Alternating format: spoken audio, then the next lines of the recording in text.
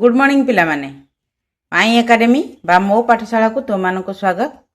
आज आम पंचम श्रेणीर आम चतुर्पार्श्व पृथ्वी जो बहीटी तुम अच्छी तार पाठ 6 केतेक अनन्य स्थान से आम पूर्व क्लास रे अधा पढ़ी आउ अधा आज पढ़ीदबा।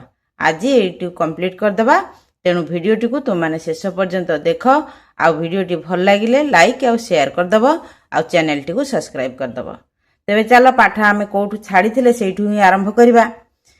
शांति तो ता बापा माँ सहित दक्षिण भारत आरंभ करिकी पृथ्वी जो भारत चारिपट को बुलिया स्थिर कर फैमिली से बुलूचंती। ताले से माने कोठी गले ना से जो हाड़गिला पक्षी तांको विषय रे शांति शुणिला से पिला मानक ठारू आउ सेठी जो महिला जनक शिखौथिले से मानक ठारू सब शिखिले केमिति दायित्व नेबे हाड़गिला पक्षींकर जत्न नेबे तांकर वंश वृद्धि करिवे। बुझि पाला। तापर एठी कोन देछि ना आलोचना कर। छोट छोट दल होई परिवेश रे सुरक्षा आवश्यक करुथिबा एक पशु किंबा पक्षी को चिन्हट कर। तुमे ताकू किपरि साहाय्य करि परिबो। एक सुरक्षा योजना प्रस्तुत कर एवं एहाकू श्रेणी रे आलोचना कर। ताले एठी कोन देला जे छोट छोट दल होइकिरी पिला माननकू एटा कुआई जे पिला माने तुमे छोट छोट दल होइकिरी कौन करिवो ना परिवेश रे सुरक्षा आवश्यक करुथिबा एक पशु किंबा पक्षी माने जो पशु किंबा पक्षींकर वंश लोप पाई जिबाकू बसिछि सेही भली पशु किंबा पक्षींकर तालिका कर। सेमानकू तुमे किपरि साहाय्य करिवो सेही विषय रे तुमे परस्पर भितर आलोचना कर। जेमिति कि साधारण कथा तुम माने एबे काऊ देखुच राति पाइले काऊ का का करी लोक मानकू उठाए। काऊर का का कुकुडार राब एई सबु थिरु लोक माने जानुथिले जे राति पाहिगला चाल जिबा उठिबा बिछଣା त्याग करिबा। किंतु एबे काऊ मानकू देखिबा को ही मिलुनी। कोठी का भा कोठी देखिया को मिलुची नाई तो काऊ ही संसार रो लोप पाइबा पई बसिलेनी। तेणु एई भली किछि पक्षी बा पशु एमानकर जदि संख्या वृद्धि करिया पाइगा चाहुच ताले सेमानकू केमिति सुरक्षित भाबरे रखिबो सेमानकर वंश वृद्धि केमिति रखा जाई परिबो सेमानकू की को भली स्थान रे रखा जिवो सेमानकर जत्न केमिति निया जिवो ए सब विषय रे तुमे माने परस्पर सहित आलोचना कर। जदियो एटा तुम परिसर रो कार्य नुहे सेथि पई तुमे माने बड़ मानकर सहाय्य नै पार। बुझि पारछो। तापर गोटे कौन देला कार्य 2 छोट छोट दल रे तुम चारि पाखरे मिलुथिबा डाल पत्र एवं तुला बा कागज भली नरम सामग्री संग्रह कर। एई सामग्री व्यवहार करी एक पक्षीर छोट बसा तैयारी कर। एक भल बसार वैशिष्ट्य कौन अंडा गुडी को सुरक्षित रखिया पई बसा किपरि हेबा आवश्यक। ताले एठी से कौन देला ना तुमे दल छोट छोट दल रे विभक्त हेकिरी तुम माने कौन कर ना ए सब जोटा को आमे फोपाड़ी दउचु सेही भली किछि जिनिस सुखिला पत्र डाल तुला कागज ए गुडिक सब आनिकी आमे चढ़ई बसा तैयारी करिबा। निजे चढ़ई बसा तैयारी करिकी ताकू आम घर अगणा रे किंबा जोठी गछ अछि सेठी यदि तमे टांगी दबो हुए तो से पक्षी माने आसिकी सेठी बसा करि पारंती। किंतु प्रायतः पक्षी माने निज बसा रे ही निजे तैयारी करथिबा बसा रे ही रहिबा को पसंद करंती बा रुहंती बा अंडा दियंती। आउ सेथि पई हेले हमकु गछ लगाया पड़िबो। बसा तैयारी कले जदि पक्षी माने आसी बसा रे न रहिबे बा अंडा न देबे बा वंश वृद्धि तांकर हबनी ताले हमकु गछ तैयारी करिवो। गछ केमिति लगेबा गछ रास्ता कड़े लगेबा खोला स्थान रे लगेबा बाड़ी बगीचा रे लगेबा जा फल रे चढ़ई माने ऑटोमेटिक से गछ को आसीबे निजे बसा तैयारी करिवे सेठी अंडा देबे आउ सेमानकर वंश वृद्धि हे पारिबो। जदि तुम ए सब देला तुमर प्रैक्टिकल पईका जे बसाटा किभली हबा दरकार से माने जेमति बसा करंती त आमे सेमति बसा करि परिबानी। किंतु आमे चेष्टा करिबा जे बसाटा एमिति हबा दरकार ता भितर को पानी पवन बाजु नथिबो बा वर्षा पानी हेले सेटा वर्षा तार अंडा भिजु नथिबो कि अंडाटा गड़ी किरी जदि फाटु नथिबो बा अंडाटा बाहर को बाहरी आसी पर नथिबो अंडाटा सुरक्षित भाबरे रहि पारथिबो। सेही भली भाबरे तुम माने बसाटा को तैयारी करिवो। तापर कोन देला एगुडी को कोन ଏଗୁଡ଼ିକ କିପରି ତିଆରି ହୁଏ ବୋଲି ଶାନ୍ତି ସେମାନଙ୍କ ନୂଆ ଗାଇଡ୍ ଚନ୍ଦନକୁ ପଚାରିଲା। ସେମାନେ ଯେତେବେଳେ ଦକ୍ଷିଣ ଭାରତରେ ଥିଲେ ସେତେବେଳେ ତାଙ୍କ ଗାଇଡର ନାଁ ଥିଲା ରାଣୀ। ଯେତେବେଳେ ସେମାନେ ଉତ୍ତର ପୂର୍ବ ଭାରତକୁ ପଳେଇ ଆସିଲେ ଗାଇଡ୍ ବି ବଦଳିଗଲା, ତେଣୁ ତାଙ୍କ ଗାଇଡର ନାଁ ହେଉଛି ଚନ୍ଦନ। ସେ ତାଙ୍କୁ ପଚାରିଲା, ଏଇ ଯୋଉ ତଳ ଚିତ୍ରଟା ଦେଇଛି ଏଇ ଚିତ୍ରକୁ ଦେଖିକି ଶାନ୍ତି ପଚାରିଲା, ଇଏ କ'ଣ, ଏଇଟା କେମିତି ତିଆରି ହୁଏ? ତାହେଲେ ସେ ଚନ୍ଦନ କ'ଣ କହିଲେ ନା ସେଗୁଡ଼ିକ ହେଉଛି ଜୀବନ୍ତ ଚେରରେ ନିର୍ମିତ ସେତୁ। ଝରଣା ପାରି ହେବା ପାଇଁ ଏହି ସେତୁ ଯଥେଷ୍ଟ ମଜବୁତ ହୋଇଥାଏ। ଆମକୁ ଏବେ ସେଗୁଡ଼ିକର ଯତ୍ନ ନେବାକୁ ପଡ଼ିବ। ସେ କ'ଣ କହିଲେ ନା ଏଇ ଯୋଉ ଦେଖୁଛ ଏଠି ସବୁ ବଣ ଜଙ୍ଗଲ ଭିତରେ ଯୋଉ ଲୋକମାନେ ରହୁଛନ୍ତି ସେମାନେ ଗୋଟିଏ ଜାଗାରୁ ଆଉ ଗୋଟିଏ ଜାଗାକୁ ଯିବା ଭିତରେ କୋଉଠି ନଦୀ ପଡ଼ୁଛି, କୋଉଠି ଝରଣା ପଡ଼ୁଛି, ନଦୀ ଯଦି ଗଭୀର ଥିବ ବା ଝରଣା ଯଦି ପ୍ରଖର ସୁଅ ଥିବ ତାହେଲେ ସେମାନଙ୍କୁ ଅତିକ୍ରମ କରିବା କଷ୍ଟ ହେଉଛି, ଆଉ ବହୁତ ବାଟ ବୁଲି ବୁଲି ଯିବାକୁ ପଡ଼ୁଛି। ତେଣୁ ସେମାନେ ଚିନ୍ତା କରିକିରି ବଡ଼ ବଡ଼ ଯୋଉ ପୁରୁଣା ଗଛ ଅଛି ଯାହାର ଚେର ବହୁତ ଷ୍ଟ୍ରଙ୍ଗ, ସେ ଗୋଟିଏ ଗଛର ଚେରକୁ ଆଉ ଗୋଟିଏ ଗଛର ଚେର ଛୋଟବେଳୁ ଯଦି ଆମେ ତାକୁ ଏମିତି ଗୁଡ଼େଇକା ନବା ବା ବାନ୍ଧିକା ନବା, ଧୀରେ ଧୀରେ ଗଛ ବଢ଼ିବା ସହିତ ଚେର ମଧ୍ୟ ମୋଟା ହେଇଯାଇଥାଏ ଆଉ ସୁଦୃଢ଼ ମଧ୍ୟ ହେଇଯାଇଥାଏ, ଯାହା ଉପରେ ଦେଇକି ଲୋକମାନେ ଯିବା ଆସିବା କରନ୍ତି। ତାଙ୍କର ବହୁତ ବାଟ ବୁଲାଣି ବାଟ କଟିଯାଏ ଆଉ ସେମାନେ ଏଇ ନଦୀ ଆଉ ଝରଣାକୁ ପାରି ହେଇପାରନ୍ତି ବା ତାଙ୍କର ନିତ୍ୟ ଦିନ କାର୍ଯ୍ୟ ପାଇଁକା ସେମାନେ ଏଇଟିକୁ ପୋଲ ଭାବରେ ବ୍ୟବହାର କରନ୍ତି। ବୁଝିପାରୁଛ? ଏଇ ବ୍ୟବସ୍ଥାଟା ଆଜିକାଲି ବହୁତ ଜାଗାରେ ବହୁତ ଟେକ୍ନିକ୍ର ସହିତ ଅନେକ ଜାଗାରେ ବଣ ଜଙ୍ଗଲ ଜାଗାରେ ଏଭଳି କରାଯାଉଛି। ଇଏ ଗୋଟେ ନୂଆ ଶୈଳୀରେ ପୋଲ ତିଆରି ହେଉଛି ଯେଉଁଥିରେ କି ଏଥିରେ ଏ ପୋଲ ଭାଙ୍ଗି ଯିବାର ସମ୍ଭାବନା ନାହିଁ କି ଏ ପୋଲ ୱିକ୍ ହେବାର ବି ସମ୍ଭାବନା ନାହିଁ। ଗଛ ଯେତେ ସୁଦୃଢ଼ ଥିବ ଚେର ମଧ୍ୟ ସେତେ ପୋଲ ଚେରରେ ତିଆରି ହେଇଥିବା ପୋଲ ସେତେ ସୁଦୃଢ଼ ରହିବ। ତା ପରବର୍ତ୍ତୀ ପେଜରେ କ'ଣ ଦେଇଛି ଦେଖିବା। ପରବର୍ତ୍ତୀ ପେଜରେ ଦେଲା କାର୍ଯ୍ୟ 3, ପୁଣି ଗୋଟେ କାର୍ଯ୍ୟ ଦେଲା। ଚେର ସେତୁ ଭଳି ଶ୍ରେଣୀ ଗୃହରେ ଏକ ସେତୁ ତିଆରି କରିବା ପାଇଁ ଚେଷ୍ଟା କର। ସୂତା କିମ୍ବା ବାଡ଼ି ଦ୍ୱାରା 2ଟି ଚେୟାରକୁ ସଂଯୋଗ କରି ତୁମେ ଏହି ସେତୁ ଉପରେ ଏକ ଛୋଟ ଖେଳଣା ରଖିପାରିବ କି?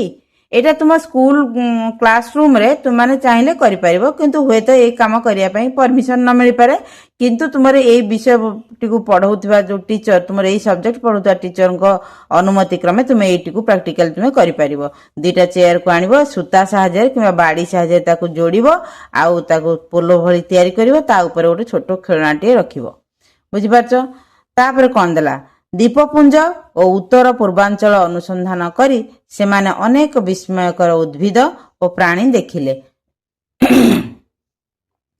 ଶାନ୍ତି ପଚାରିଲା, ବାପା ଏଇ ସ୍ଥାନ ଗୁଡ଼ିକ ଏତେ ସ୍ୱତନ୍ତ୍ର କାହିଁକି?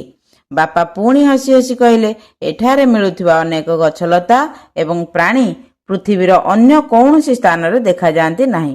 ଏହି କାରଣରୁ ଏହା ପ୍ରକୃତିର ଏକ ସମ୍ବେଦନଶୀଳ ସ୍ଥାନ। ଏବେ ମୁଁ ତୁମକୁ ଆମ ଦେଶର ସେଇଭଳି ଏକ ସ୍ଥାନକୁ ନେଇଯିବି। ତାହେଲେ ସେ କ'ଣ ଦେଲା ଏଠି ନା ଦ୍ୱୀପପୁଞ୍ଜ ଆଉ ଉତ୍ତର ପୂର୍ବାଞ୍ଚଳ, ଦକ୍ଷିଣର ଥିବା ଆମର ଦ୍ୱୀପପୁଞ୍ଜ ଆଉ ଭାରତର ଉତ୍ତର ପୂର୍ବ ଅଞ୍ଚଳ ଏସବୁ ବୁଲି ସାରିଲା ପରେ ସେମାନେ ସେଠି ବହୁତ କିଛି ଜିନିଷ ଦେଖିଲେ। ଦ୍ୱୀପପୁଞ୍ଜ ଦେଖିଲେ, ସାମୁଦ୍ରିକ ଜୀବମାନଙ୍କ ବିଷୟରେ ଜାଣିଲେ, ବିଭିନ୍ନ ପ୍ରକାର ଗଛ, ବିଭିନ୍ନ ପ୍ରକାର ପଶୁପକ୍ଷୀଙ୍କ ବିଷୟରେ ଜାଣିଲେ, ଆଉ ସେମାନଙ୍କର ଉତ୍ତର ପୂର୍ବାଞ୍ଚଳରେ ରହୁଥିବା ଲୋକମାନଙ୍କର ଜୀବନୀ ଶୈଳୀ, ତାଙ୍କର ପର୍ବପର୍ବାଣୀ, ତାଙ୍କର ବେଶଭୂଷା ଏସବୁ ବିଷୟରେ ମଧ୍ୟ ଜାଣିଲେ। ସବୁକିଛି ତାଙ୍କୁ ବିସ୍ମୟ ଲାଗୁଥିଲା, ଆଶ୍ଚର୍ଯ୍ୟ ଲାଗୁଥିଲା, ଖୁସି ଲାଗୁଥିଲା। ଆମ ଭାରତ କେତେ ବିଚିତ୍ରମୟ ଭାରତର ଭାରତୀୟ ମାନଙ୍କର ଏକତାର ରଜ୍ଜୁରେ ଯେଉଁ ବାନ୍ଧି ହେବାର ଯେଉଁ ସ୍ୱପ୍ନ ବା ବିଶ୍ୱାସ ବା ଭାରତୀୟ ବୋଲି ପରିଚୟ ଦେବାର ଯେଉଁ ଗର୍ବ ଅନୁଭୂତ ହୁଏ, ସେମାନେ ଏଗୁଡ଼ିକୁ ମଧ୍ୟ ଅନୁଭବ କରିଥିଲେ। ତାପରେ ସେ ତା ବାପାଙ୍କୁ ପଚାରିଲା, ବାପା ଏସବୁ ସ୍ଥାନରେ ଏତେ ସ୍ୱତନ୍ତ୍ରତା କ'ଣ ଅଛି?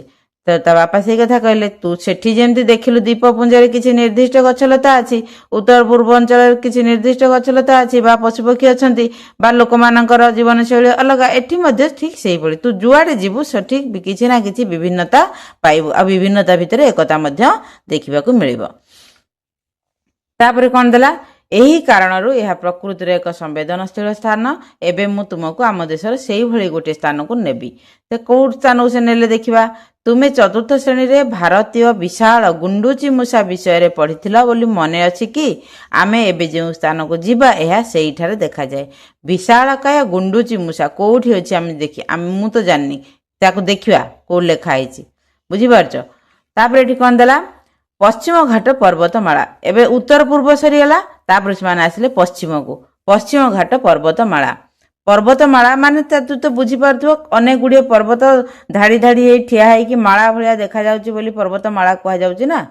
बापा कहिले आमे एबे पश्चिम घाट पर्वतमाला को जाउछु ताहा एक घंच जंगल थिबा दीर्घ पर्वतमाला जहा विविध उद्भिद और प्राणी मानकर परिपूर्ण। ए पश्चिम घाट पर्वतमाला जो जंगल सब अच्छी सेठी अच्छी विशालकाय गुंडुची मूषा ताले से कहउछन्ति जे पश्चिम घाट पर्वतमाला रे मध्य विभिन्न प्रकार उद्भिद तु देखि परिबो नुआ नुआ उद्भिद देखि परिबो नुआ नुआ प्राणी मध्य देखि परिबो घंच जंगल देखि परिबो आ दीर्घ पर्वतमाला मध्य देखि परिबो। आमे जिबा एबे सेठी को देखिबा। तापर कौन देला मानचित्र देख पश्चिम घाट पर्वतमाला को चिन्हट कर एवं एहा अंतर्गत 6टी राज्यर नाम लेख। जंगल रे तुमे केउ प्राणी मानकु देखि परिबो। ए प्रश्न गुड़िकर उत्तर मु तुम मानकु लिखि दउची पढ़ेई दउची तुम माने ताकु पढ़ी नियो आ आवश्यक स्थले ताकु लिखि नियो। तेबे हमर प्रश्न कौन अछि ना पश्चिम घाट पर्वतमाला भारतर 6टी राज्य रे विस्तारित होईची। से राज्य गुड़िकर नाम हैला गुजरात, महाराष्ट्र, गोवा, कर्नाटक, केरल आउ तमिलनाडु। तापर प्रश्न कौन थिला देखिबा। 2 नंबर प्रश्नर उत्तर है पश्चिम घाट पर्वतमाला जंगल एहार असाधारण जैव विविधता पाई प्रसिद्ध एवं एठारे अनेक विरल और स्थानीय वन्यप्राणी बास करती। एठारे देखा जाउथुवा प्रमुख प्राणी मानक मध्य अछंती नीलगिरी ताहार। यह एक प्रकार पार्वत्य छेली जहा केवल यही अंचल रे देखा जाए। आउ कौन ना सिंह लांगुड़िया मांकड़। ए विरल मांकड़र मुह चारिपाखरे सिंह भली केशर थाए। आउ कौन मालाबार विराट गुंडुची मूषा बहु रंगीन एवं बड़ आकार गुंडुची मूषा। आउ अन्यान्य सब किए रहिले ना सिंह हाथी बाघ कला चिताबाघ भालू एवं नीलगिरी लांगुड़। बुझिपारल। सरीसृप और उभयचरंक भितर अछंती अहिराज विश्वर सबुठारु लंबा विषधर साप आउ बाईगणी बेंग एक प्राग ऐतिहासिक और अद्भुत देखा जाउथिबा बेंग। ता परवर्ती पेज रे कौन देला 3 नंबर रे प्रश्न पुणी गोटे देइची निम्न रे दिया जाइथिबा चित्र रे लोक माने कोन करूछंती। 4 नंबर प्रश्न अछि दुर्ग गुड़िक समतल भूमि परिवर्ते पहाड़ शिखर रे निर्मित होइथिला काहेकि। ए प्रश्नर उत्तर मध्य मु लिखि दउची तुम मानकु पढ़ी दउची तुम माने सुनी नियो। तेबे जो देला निम्न रे दिया जाइथिबा चित्र रे लोक माने कोन करूछंती। लोक माने कोठी अछंती एठी ए माने फसल अमल करूछंती बा घास काटुछंती ना नहीं। एटी विभिन्न प्रकार पर्वत देखि पारछ केते बड़ बड़ पर्वत आ विभिन्न प्रकार पशु पक्षी एटी मांकड़ बसची एटी छेली एटी चढ़ई अछंती एटी हरिण हाथी एटी विभिन्न प्रकार चढ़ई अछंती पहाड़ सब झरणा सब बही आसीची बुझी पारछ।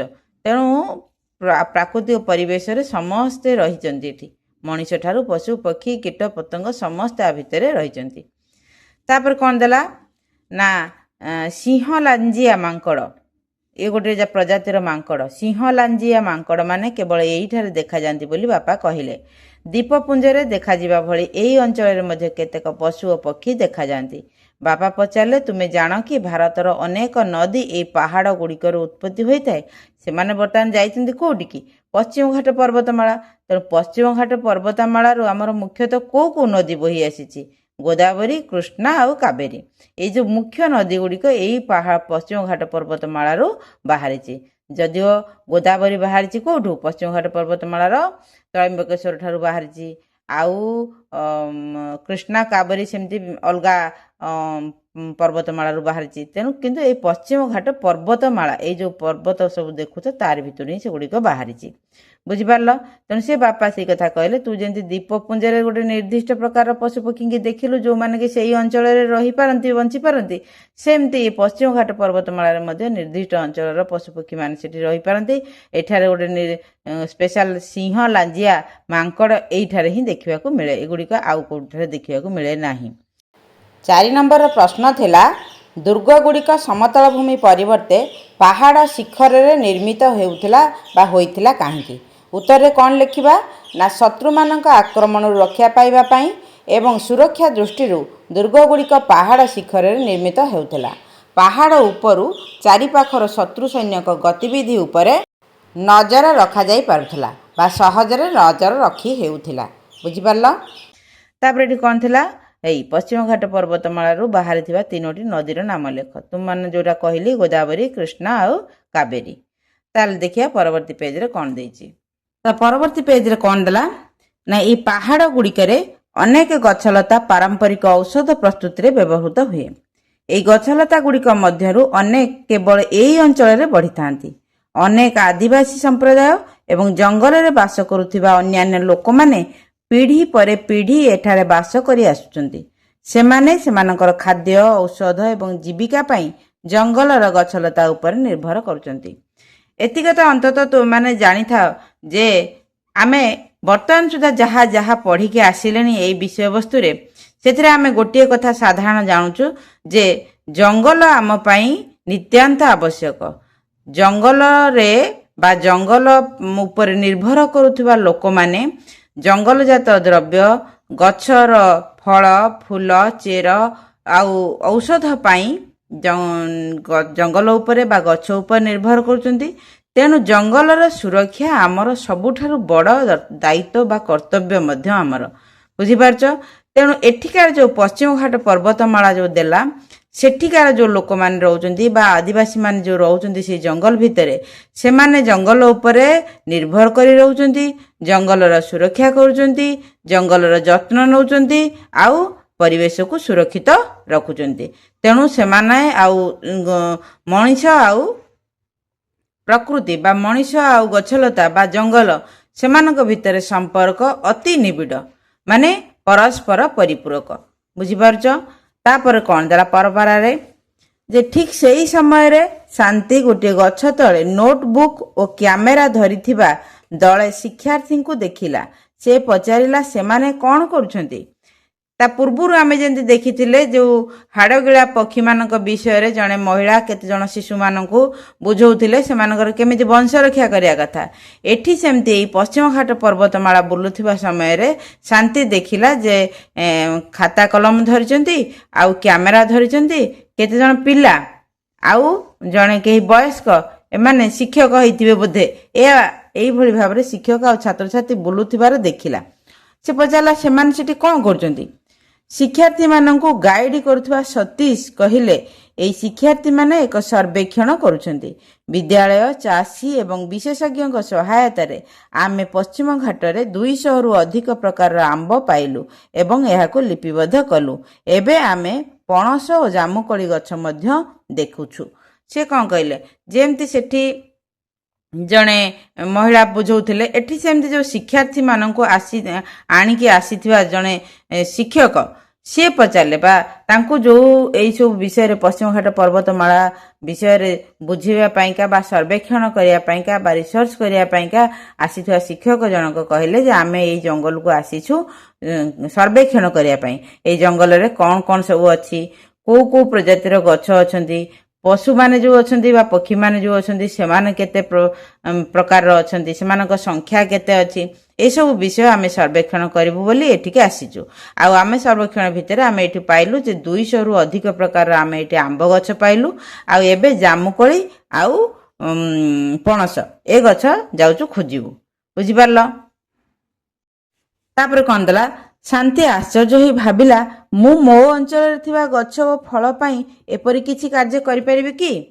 ଯେତେବେଳେ ଶାନ୍ତି ଏକଥା ଶୁଣିଲା ଏଇ ଶିକ୍ଷକଙ୍କ ଠାରୁ, ସେ କହିଲା, ତାହେଲେ ଆମ ଅଞ୍ଚଳରେ ଯେଉଁ ଯେଉଁ ସବୁ ଗଛ ଅଛି, କେତେକ ଗଛ ବାଡ଼ିରୁ ଲୋପ ପାଇଗଲାଣି ବା ସେଇ ଅଞ୍ଚଳରୁ ଲୋପ ପାଇଗଲାଣି, ମୁଁ ସେଗୁଡ଼ିକର ପ୍ରକାର ଭେଦ ଯଦି ଏମିତି ସର୍ବେକ୍ଷଣ କରିକି ବୁଝିକିରି ସେମାନଙ୍କର ଯତ୍ନ ନେଇକି ସେମାନଙ୍କ ସଂଖ୍ୟା ବଢ଼େଇ ପାରିବି, ତାହେଲେ ତ ଭଲ ହୁଅନ୍ତା। ମୁଁ ଏମିତି କରିପାରିବି କି?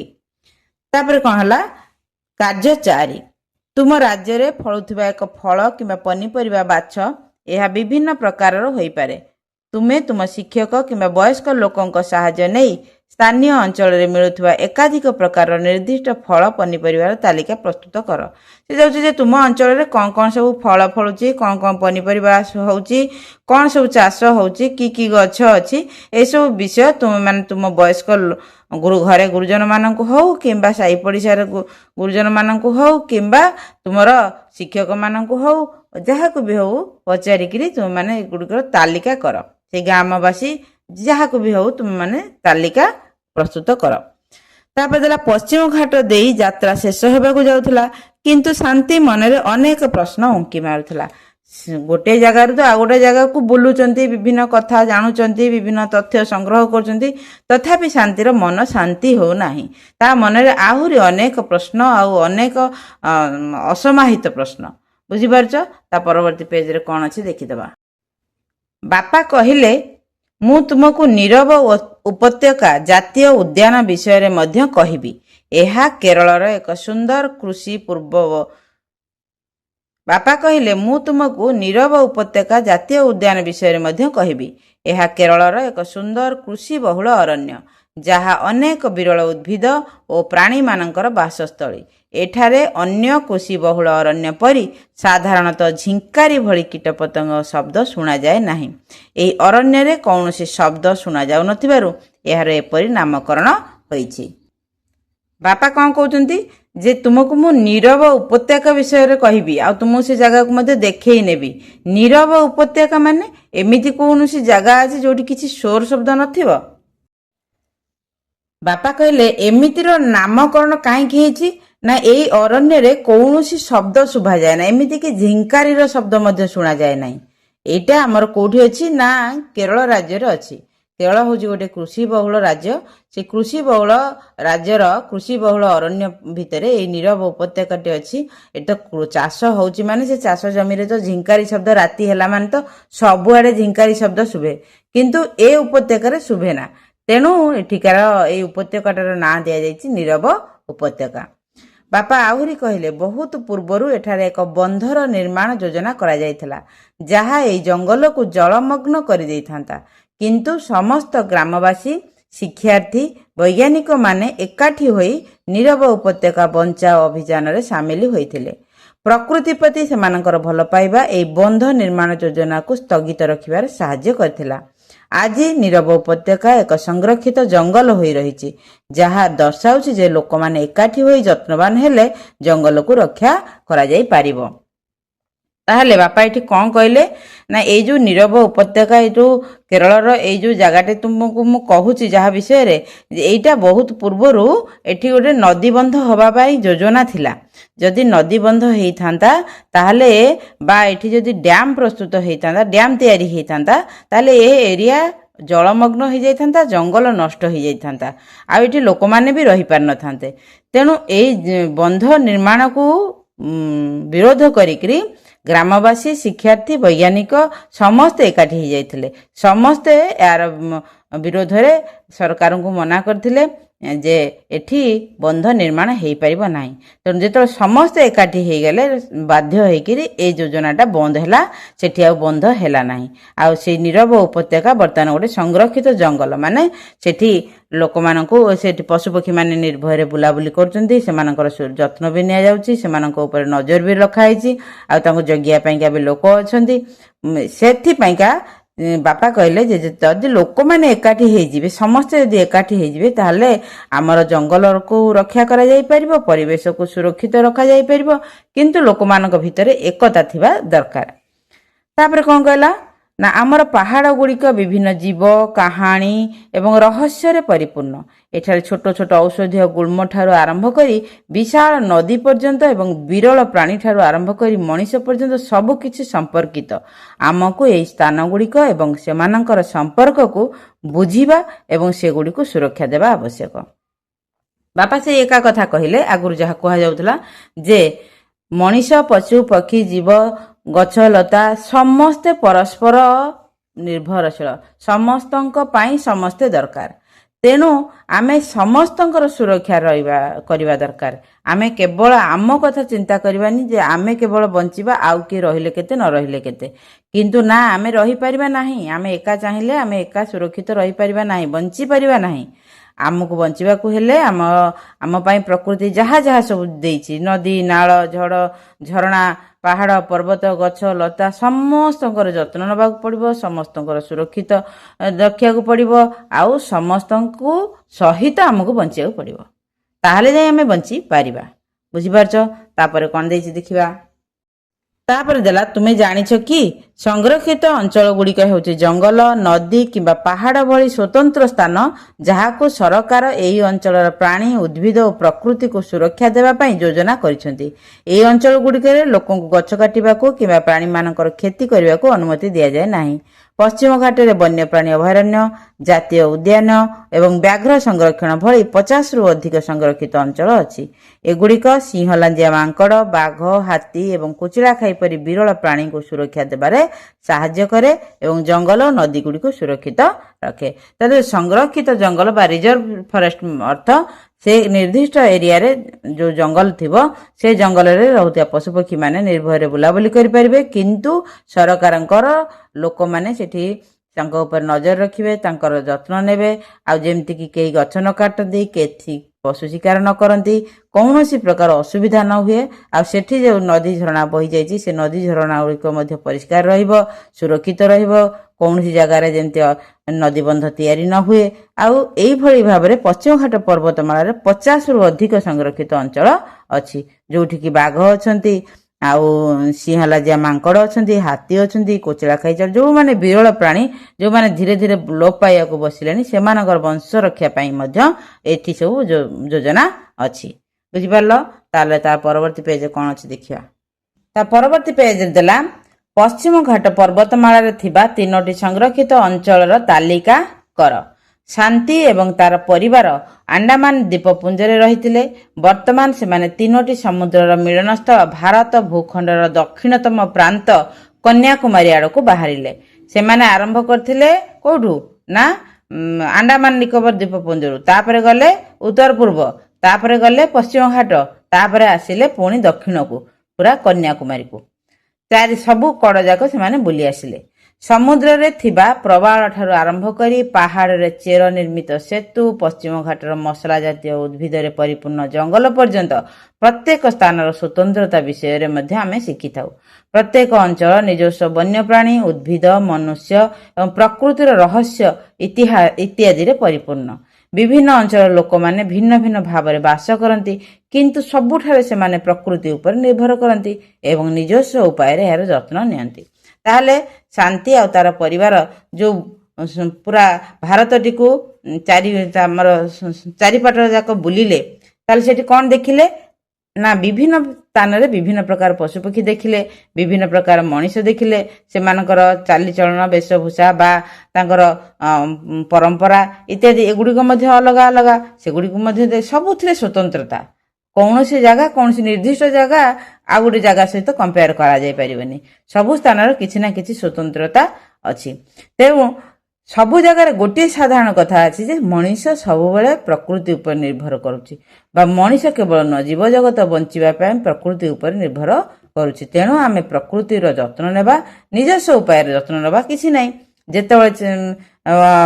ଯେତେବେଳେ ଯୋଉ ଜାଗାରେ ଯାହା ଦରକାର ସେଇ ହିସାବରେ ସେଠିକାର ଯତ୍ନ ନିଆଯାଇପାରିବ। ବୁଝିପାରିଲ? ତାପରେ କ'ଣ ଦେଲା, ସେମାନଙ୍କ ଯାତ୍ରା ଆମକୁ ଦେଖାଇଲା ଯେ ଆମ ଦେଶ ପ୍ରକୃତରେ କେତେ ସମୃଦ୍ଧ, ସୁନ୍ଦର ଓ ସମ୍ପର୍କିତ। ସମସ୍ତେ କୋରିଲେଟେଡ୍। ସେ ମଣିଷ ହଉ, ଛୋଟ କୀଟ ହଉ, ପତଙ୍ଗ ହଉ, ପକ୍ଷୀ ହଉ, ପଶୁ ହଉ, ଗଛଲତା ହଉ, ପାହାଡ଼, ଝରଣା, ନଦୀ, ସମସ୍ତେ ହେଉଛନ୍ତି ଗୋଟିଏ ଚେନ୍ରେ ବନ୍ଧା, ସୁସମ୍ପର୍କିତ। ପରସ୍ପର ସହିତ ଆବଶ୍ୟକତା ଅଛି, ପରସ୍ପର ଉପରେ ନିର୍ଭରଶୀଳ। ଏହି ଆଶ୍ଚର୍ଯ୍ୟଜନକ ଧାରାକୁ ଆମେ ଭବିଷ୍ୟତରେ ବଜାୟ ରଖିବା ପାଇଁ ସମସ୍ତେ ଶିକ୍ଷା ଗ୍ରହଣ କରି, ସମ୍ମାନ ଜଣାଇ ଏବଂ ମାତୃଭୂମିକୁ ସୁରକ୍ଷା ଦେବାରେ ଆମେ ଅଂଶୀଦାର ହୋଇପାରିବା।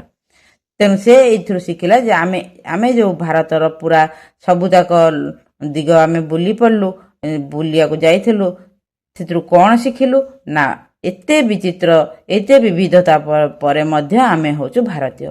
ତେଣୁ ଆମେ ସମସ୍ତେ ମିଳିମିଶିକିରି ଭାରତରେ ଥିବା ପ୍ରାକୃତିକ ସମ୍ପଦର ସୁରକ୍ଷା କରିବା, ନିଜେ ସୁରକ୍ଷିତ ରହିବା, ଆଉ ଭାରତକୁ ଆହୁରି ସମୃଦ୍ଧ, ଆହୁରି ସୁନ୍ଦର, ଆହୁରି ସମ୍ପର୍କିତ ଆମେ କରିପାରିବା। ତାପରେ କ'ଣ ଦେଲା, ତୁମେ ଜାଣିଛ କି ଚନ୍ଦ୍ରଗିରି ପାହାଡ଼ ଓଡ଼ିଶାର ଗଜପତି ଜିଲ୍ଲାରେ ଅବସ୍ଥିତ ଏକ ସୁନ୍ଦର ପର୍ଯ୍ୟଟନ ସ୍ଥଳ। ଏହା ପ୍ରାକୃତିକ ସୌନ୍ଦର୍ଯ୍ୟ, ହରିତ ପାହାଡ଼, ଝରଣା ଓ ଶୀତଳ ପରିବେଶ ପାଇଁ ପ୍ରସିଦ୍ଧ।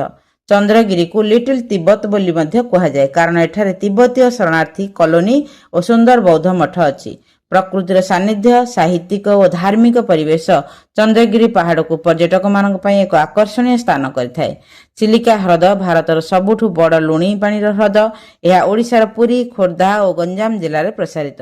ଚିଲିକା ପ୍ରବାସୀ ପକ୍ଷୀମାନଙ୍କର ପ୍ରିୟ ବିଶ୍ରାମ ସ୍ଥଳ ଏବଂ ଏଠାରେ ଡଲଫିନ୍ ମାଛ ଓ ବିଭିନ୍ନ ପ୍ରକାର ଜଳଜୀବ ଦେଖାଯାନ୍ତି। ପ୍ରାକୃତିକ ସୌନ୍ଦର୍ଯ୍ୟରେ ଭରିଥିବା ଏହି ହ୍ରଦ ପର୍ଯ୍ୟଟକଙ୍କୁ ଖୁବ୍ ଆକର୍ଷିତ କରେ।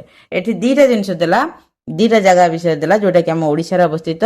ଚନ୍ଦ୍ରଗିରି ପାହାଡ଼, ତୁମମାନଙ୍କ ଭିତରୁ କିଏ କିଏ ଯାଇଛ ମୋତେ କହିବ। ଚନ୍ଦ୍ରଗିରି ପାହାଡ଼ ମୁଁ ଯାଇଛି, ଗଜପତି ଜିଲ୍ଲାର ଖୁବ୍ ସୁନ୍ଦର ଜାଗା, ଖୁବ୍ ସୁନ୍ଦର।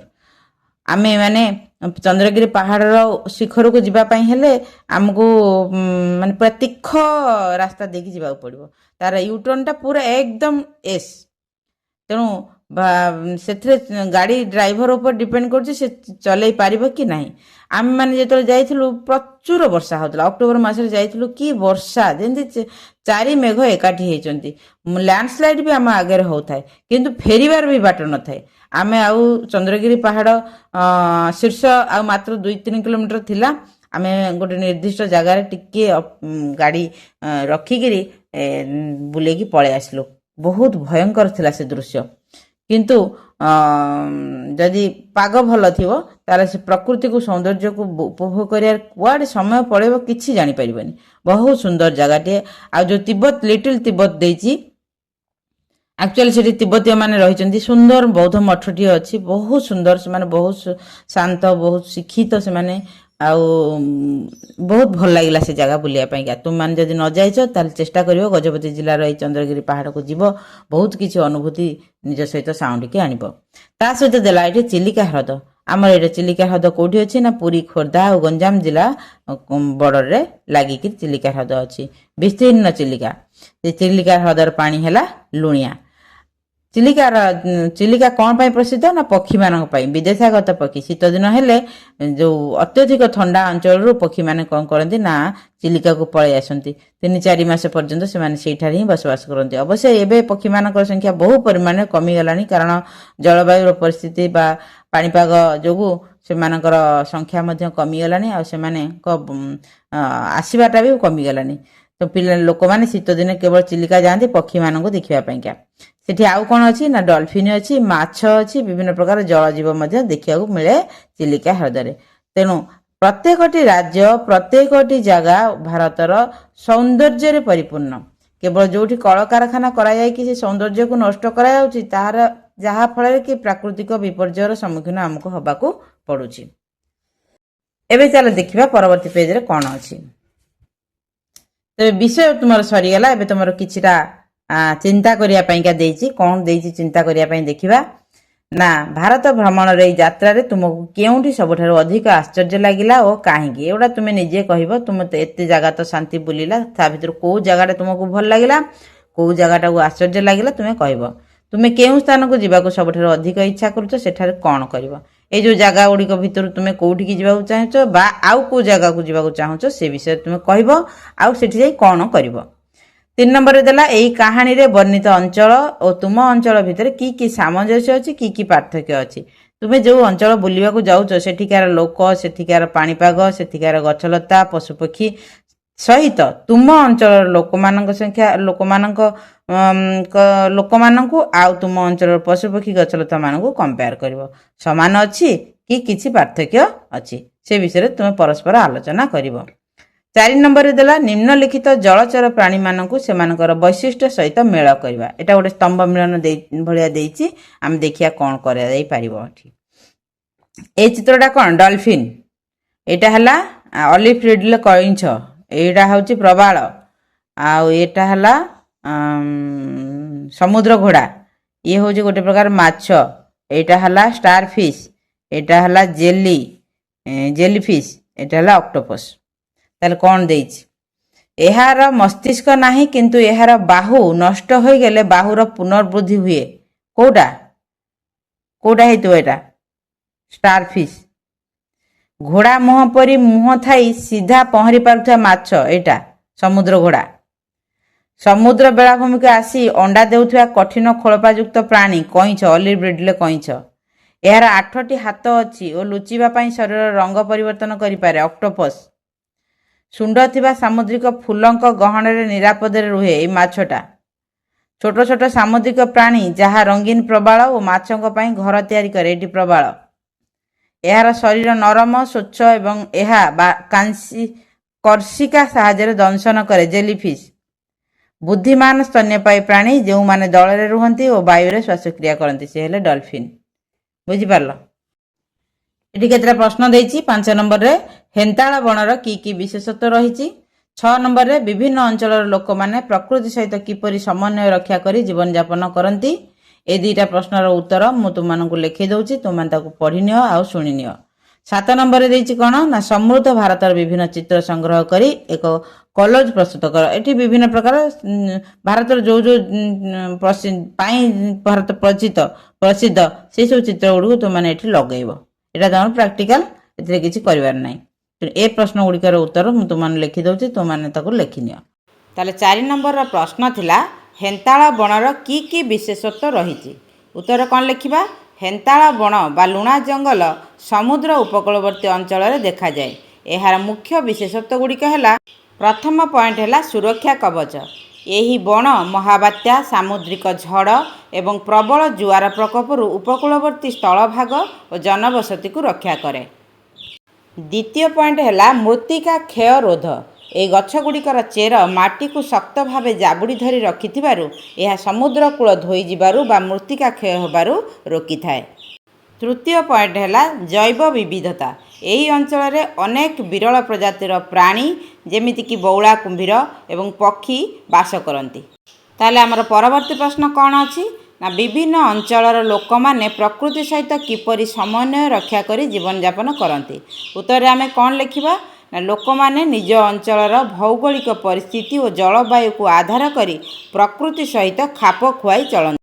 ଯେମିତି ପାହାଡ଼ିଆ ଅଞ୍ଚଳ, ଏଠାକାର ଲୋକେ ପାହାଡ଼ ଢାଲୁରେ ପାହାଚ ଚାଷ କରି ବା ଟେରାସ୍ ଫାର୍ମିଂ କରି ଜୀବିକା ନିର୍ବାହ କରନ୍ତି।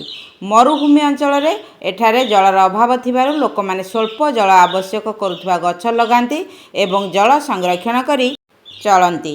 ଉପକୂଳ ଅଞ୍ଚଳର ଲୋକମାନେ କ'ଣ କରନ୍ତି? ନଦୀ ଏବଂ ସମୁଦ୍ର କୂଳରେ ରହୁଥିବା ଲୋକେ ମାଛ ଧରିବାକୁ ନିଜର ମୁଖ୍ୟ ବୃତ୍ତି ଭାବେ ଗ୍ରହଣ କରିଥାନ୍ତି। ତେବେ ଏ ବିଷୟଟି ଆମର ସରିଗଲା। କେତେକ ଅନନ୍ୟ ସ୍ଥାନ, ଏ ବିଷୟଟି ଆମର ପାଠ ପଢ଼ା ସରିଗଲା। ଆଶା କରୁଛି ତୁମମାନେ ଭଲ ଭାବରେ ବୁଝିପାରିଥିବ ବୋଲି। ଆଉ ଯଦି ବିଷୟଟିକୁ ଭଲ ଭାବରେ ବୁଝିପାରିଥିବ ତାହେଲେ ତୁମେ ଚ୍ୟାନେଲଟିକୁ ସବସ୍କ୍ରାଇବ୍ କରିଦେବ ଆଉ ଏ ଭିଡ଼ିଓଟିକୁ ସେୟାର କରିଦେବ, ଲାଇକ୍ କରିଦେବ। ତେବେ ଏ ବିଷୟବସ୍ତୁରେ କୌଣସି ପ୍ରଶ୍ନ, ଅଭ୍ୟାସ ପ୍ରଶ୍ନ ଉତ୍ତର ଯେଉଁଗୁଡ଼ିକ ତୁମର ପରୀକ୍ଷାରେ ପଢ଼ିବା ଉପଯୋଗୀ ସେମିତି କିଛି ଦେଇନି। ତେଣୁ ମୁଁ ଏ ବିଷୟ ଭିତରୁ ପ୍ରଶ୍ନ ବାହାର କରିକି ମିନିମମ୍ 50 ମାର୍କର ପ୍ରଶ୍ନ ମୁଁ ତୁମମାନଙ୍କ ପାଇଁ ପ୍ରସ୍ତୁତ କରିଦେବି। ତାର ଉତ୍ତର ମଧ୍ୟ ତୁମମାନଙ୍କୁ ଲେଖାଇଦେବି। ସେଇଟିକୁ ଆମେ ଆଉ ଗୋଟେ କ୍ଲାସ୍ରେ କରିବା। ତେବେ ଆଉ ଗୋଟେ କ୍ଲାସ୍ରେ ତୁମମାନଙ୍କ ସହିତ ପୁଣି ଦେଖାହେବ। ସେ ପର୍ଯ୍ୟନ୍ତ ସୁସ୍ଥ ରୁହ, ସୁରକ୍ଷିତ ରୁହ। ଆଉ ସବୁଠାରୁ ବଡ଼ କଥା ହେଲା ପ୍ରକୃତିକୁ ବଞ୍ଚେଇ ରଖିବାରେ ନିଜର ଅବଦାନ ଦିଅ। ରହୁଛି। ଗଡ୍ ବ୍ଲେସ୍ ୟୁ।